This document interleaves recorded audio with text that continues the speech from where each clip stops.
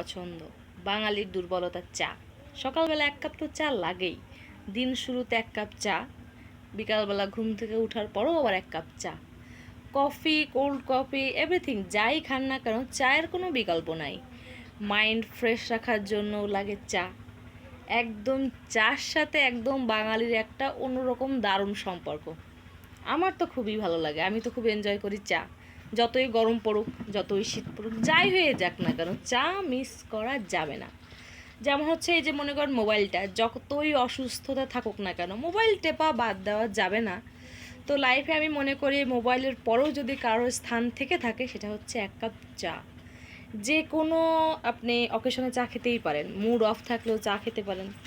আপনার মনে করেন যে যদি মাথা ব্যথা করে তার জন্য আপনি চা খেতে পারেন।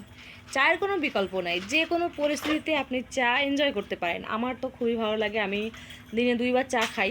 সকালবেলা একবার ব্রেকফাস্টের সঙ্গে চা, এবং বিকালবেলা একবার ঘুম থেকে ওঠার পর সুন্দর করে এক কাপ চা, সেটা হবে রং চা। একদম কোনো দুধ চা না কিংবা কফি না, শুধু এক কাপ রং চা।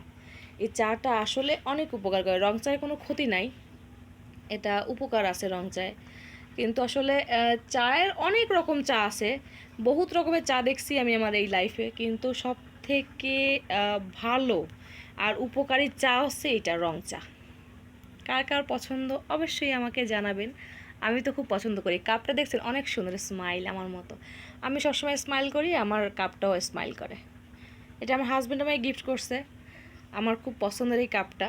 আমি যখনই চা খাই এটাতেই চা খাই। আমি অনেক কয়বার এই কাপটা অত দেখেছেন আমার সাথে, যত কয়বার আমি ভিডিও করছি চায়ের সাথে তত কয়বার এই কাপটা আমার সাথে একদম জড়ায় গেছে। এই জন্য এটাই আমি চা খাই, সবসময় এটাই চা খাই। আর রং চাটাই বেশি। চা মানেই হচ্ছে রং চা, বাঙালির চা। চায়ের কোনো বিকল্প নাই।